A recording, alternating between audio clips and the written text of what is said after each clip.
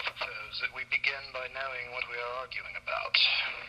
We must have some concept of justice in order to affirm that it exists, and we must have some concept of it to affirm that it does not exist.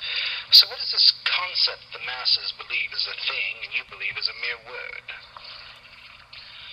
That is precisely our difference, Socrates. I say it is a mere concept, a ghost, a fantasy, not a real thing. But I did not ask for its status in reality. I asked for its meaning. I asked for its essence, and you told me its existence, or non-existence according to you. But even if you are right, and it is a mere fantasy, we need to know what this thing is. That is a mere fantasy. I refuse to waste my time and thought on bird games such as you and Plato played. In other words, you will not or cannot answer my question. What I can and will do is to insist that you return to the data, to what I have written in my manifesto in answer to the objection about property. Gladly. The objector says that communism is bad because it destroys private property, which is good. And your answer is that communism does not destroy private property. Capitalism has already done that, so capitalism is the villain. Is that a fair summary? But in your terms, yes. Communism only destroys bad private property, that is, capitalist property, bourgeois property. So what don't you understand about that? This. If capitalism has destroyed something good, why not restore that something good? Why join with the capitalists in opposing the whole pre-industrial medieval order even more vehemently than capitalism does if that order is good? And if that order is bad, then capitalism is not the villain, but the hero for destroying it. Again, you assume unchanging absolute standards of good and bad, Socrates. I deny your assumptions. Your whole logic is based on those eternal forms of yours which simply do not exist. So you refuse to comply with simple logical requests like define your terms or prove that you do not contradict yourself because you do not believe there is anything unchanging, even in logic? I did not say that. I can do formal logic as well as you can, just as I can do math. Then please answer my question.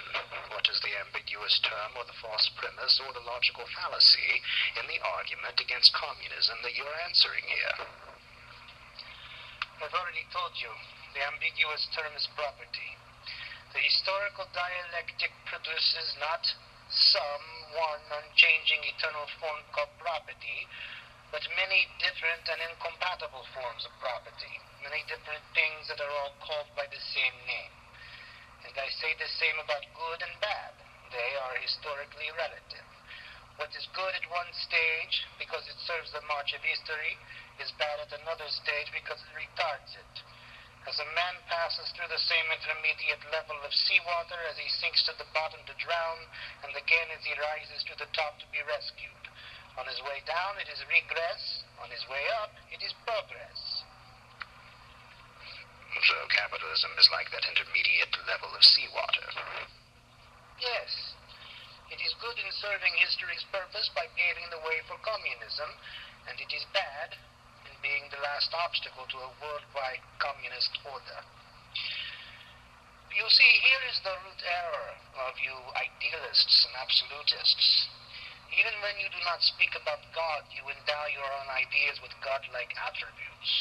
You keep assuming the existence of some immaterial, perfect, ideal, timeless, unchanging standard of goodness or justice, something outside history and above it, sitting in judgment of it like a god. So you are his prophets. You judge each changing age and society by the same unchanging standard. But I say your standards are nothing but your prejudices, produced in you by the changing forms of your society. Real, concrete social changes are the causes of your ideas. Societies produce these ideas in the minds of their citizens. Social changes cause ideas rather than ideas causing social changes. I congratulate you for identifying the key philosophical point of difference between us, between all you materialists, whether communist or not, and all ordinary people. You think the trees move the wind, while we think the wind moves the trees. I don't follow your metaphor. Both wind and trees are material things. We differ about how matter and thought are related, not about how two pieces of matter are related. I am sorry. I forgot how literalistic you materialists tend to be.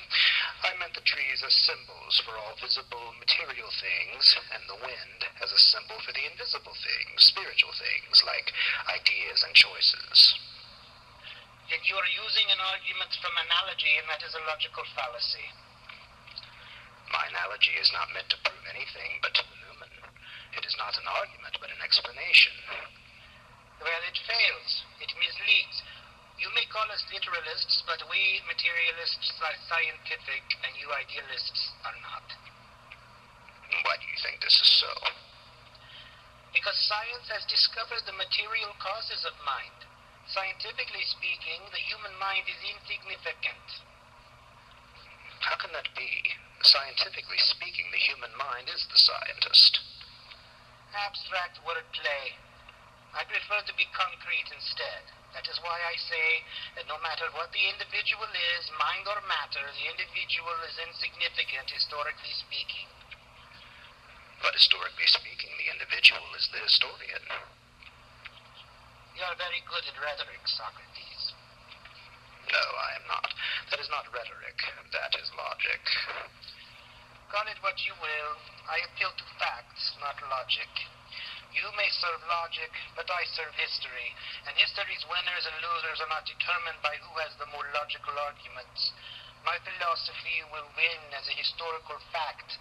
I care not whether it wins in this little game you call dialogue or argument.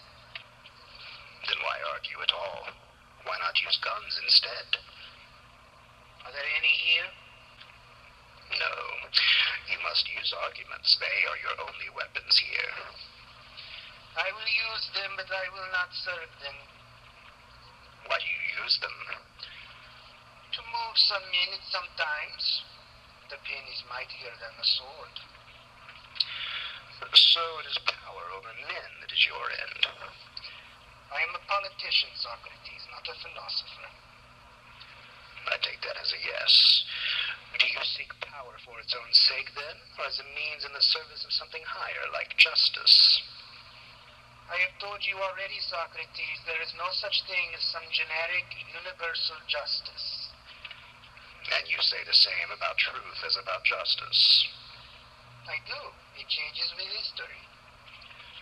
So there are no changeless and universal truths? No. So all truths change? Yes. Is that truth a changeless and universal truth? I tire of your petty, logical games, Socrates. You tell me about your feelings, but you do not tell me about facts. Is this what you mean by being scientific? We know facts with our senses, Socrates, not with abstract ideas and arguments. But that principle is itself an idea, or an argument. Let me put it very simply. I am an empiricist.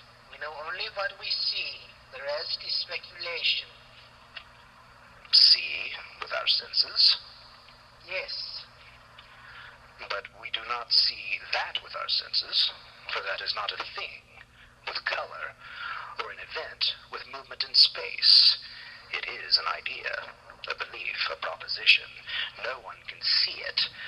So, if you are right in saying that we only know what we see, then we do not know that. Socrates, I thought your purpose here was to examine my book. It is. We haven't quoted it for a long time. Nevertheless, we have not forgotten it. We are exploring its two covers, so to speak, its assumptions and its implications, its foundations and its consequences. Well, let's explore it instead. Why must we fight on your ground instead of mine? For one thing, because we are not fighting. For another, because although your book may be yours, the laws of logical reasoning are not yours any more than they are mine. They are like the laws of physics, or geometry, or arithmetic. But yes, we should return to your book, so let us proceed in doing that.